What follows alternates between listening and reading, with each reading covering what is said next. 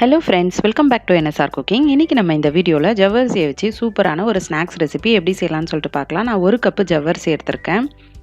இதை வந்துட்டு ஒரு பவுலில் போட்டுக்கிட்டு இது கூட வந்துட்டு கொஞ்சம் தண்ணி ஊற்றி நம்ம இதை நல்லா கழுவி எடுத்துடலாம்.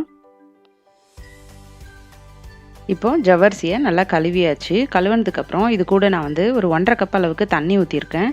இதை வந்துட்டு ஒரு 4லேருந்து 5 மணி நேரம் நம்ம இதை ஊற வைக்க போகிறோம். இது ஊறினதுக்கப்புறம் ஜவ்வரிசி சாஃப்டானதுக்கப்புறம் செஞ்சால் தான் நல்லாயிருக்கும். இப்போ ஜவ்வரிசி நல்லா ஊறிடுச்சு, ஆனாலும் அடியில் கொஞ்சம் தண்ணி நிற்கிது. கொஞ்சம் தண்ணி எக்ஸ்ட்ரா இருந்துச்சுன்னா அது நம்ம இந்த மாதிரி வடிகட்டிடலாம், ஒன்றும் பிரச்சனை இல்லை.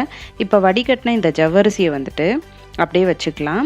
இப்போது ஒரு ஜாரில் 1/4 கப்பு அளவுக்கு வறுத்த வேர்க்கடலை தோல்லாம் எடுத்துகிட்டு வச்சுருக்கேன். இதை வந்துட்டு இந்த மாதிரி கொஞ்சம் கொரகொரப்பாக ஒரு பவுடராக அரைச்சி எடுத்துக்கலாம். ரொம்ப நைஸாக அரைக்கக்கூடாது. இப்போ நம்ம ஊற வச்சு வச்சுருந்தா இந்த ஜவ்வரிசியை ஒரு கிண்ணத்துக்கு மாற்றிக்கலாம். நல்லா சாஃப்டாக இருக்குது பாருங்கள், இந்த அளவுக்கு சாஃப்டாகணும். இப்போ இந்த ஜவ்வரிசியை வந்துட்டு கையிலேயே வந்துட்டு நல்லா பிசைஞ்சிக்கலாம். உங்களால் எவ்வளோ மேஷ் பண்ண முடியுமோ பண்ணிக்கலாம். இல்லாட்டா மசிக்கிறத வச்சு கூட நம்ம மசிச்சுக்கலாம். இப்போது இதில் வந்துட்டு நான் 2 உருளைக்கிழங்கு எடுத்திருக்கேன். இதை வந்துட்டு இந்த ஜவ்வரிசி கூடவே நான் வந்து கிரேட் பண்ணிக்கிறேன். இல்லைனா அப்படியே மேஷ் பண்ணுறதா இருந்தாலும் பண்ணிக்கலாம்.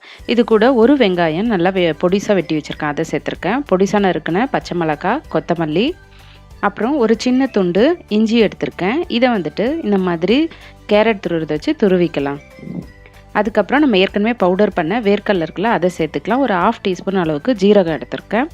அப்புறம் 1/2 டீஸ்பூன் அளவுக்கு மிளகாத்தூளும் 1/2 டீஸ்பூன் உப்பும் சேர்த்துக்கலாம். காரம் இன்னும் கூட அதிகமாக வேணும்னா இன்னும் கூட கொஞ்சம் அதிகமாக மிளகாத்தூள் சேர்த்துக்கலாம். இப்போ இது எல்லாத்தையும் நல்லா மிக்ஸ் பண்ணிக்கணும்.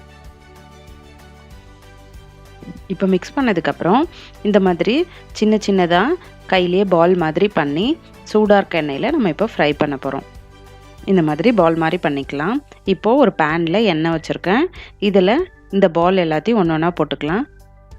மீடியம் ஃப்ளேம்லேயே வச்சு ஃப்ரை பண்ணிக்கலாம்.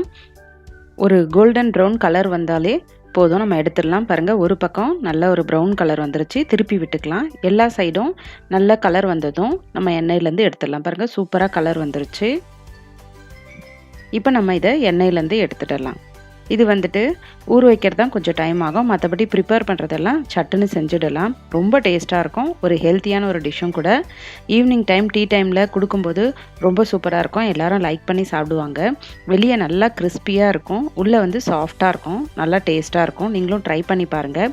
மறக்காமல் நம்மளோட சேனலை செக் பண்ணி பாருங்கள். இந்த மாதிரி நிறைய வீடியோஸ், நல்ல வீடியோஸ் இருக்குது. அதெல்லாம் மிஸ் பண்ணாமல் பார்க்கணுன்னா நம்மளோட சேனல் NSR குக்கிங்கை சப்ஸ்கிரைப் பண்ணுங்கள். தேங்க்ஸ் ஃபார் வாட்சிங் ஃப்ரெண்ட்ஸ்.